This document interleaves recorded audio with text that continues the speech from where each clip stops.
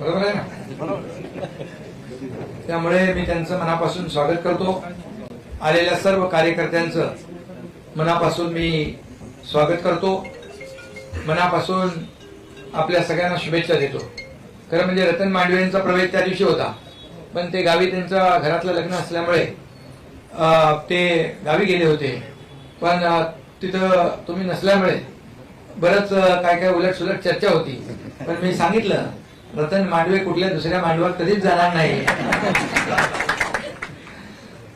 मला विश्वास आहे, कारण शेवटी आपण बाळासाहेबांचा विचार घेऊन पुढे चाललोय. आनंद दिघे साहेबांची शिकवण आपल्या पाठीशी आहे आणि म्हणून आपण बाळासाहेबांच्या विचारांचं सर्वसामान्यांच्या मनातलं सरकार स्थापन केलं. 2.5 वर्ष आपल्याला माहित आहे, मी मुख्यमंत्री होतो त्यावेळेस या महाराष्ट्रामध्ये झालेलं, राज्यामध्ये झालेलं काम आपण पाहिलं. अनेक प्रकल्प आधीच्या मुख्यमंत्र्यांनी, सरकारने बंद पाडले होते, स्टे दिले होते. अगोदरचं स्थगिती सरकार होतं, आपलं प्रगती सरकार आणि समृद्धी सरकार होतं. आणि त्यामुळे अवघ्या 2.5 वर्षामध्ये एवढी विकासाची कामं झाली, लोकाभिमुख कल्याणकारी योजना झाल्या.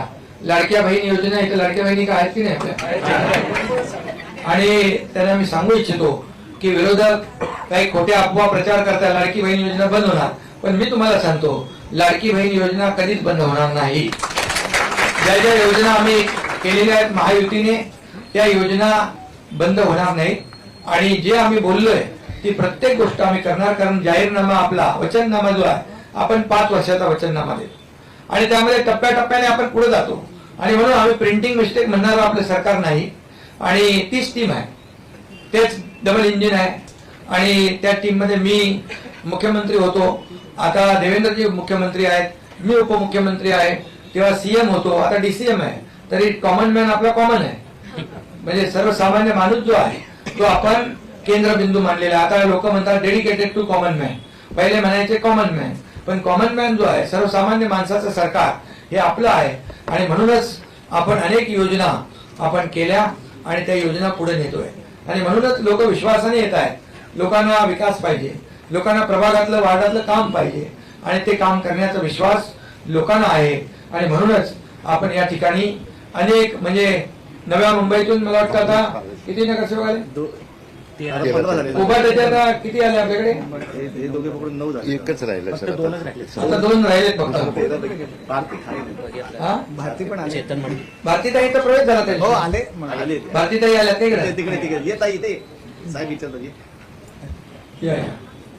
आणि ते कुठे घेतले. आणि आता 2च नगरसेवक. हा, म्हणजे 100% तुम्ही घ्यायचं नाही म्हणून तापले. 100% उभाटा तिकडून नव्या मुंबईतून खऱ्या शिवसेनेमध्ये दाखल झालेला आहे. आणि या भारतीताई या, आणि त्यांचं मी स्वागत या ठिकाणी करतो. त्याने कुठे आणि मी एवढंच सांगतो की जो विश्वास आपण दाखवलेला आहे तो विश्वास त्याला थोडा कधी जाणार नाही.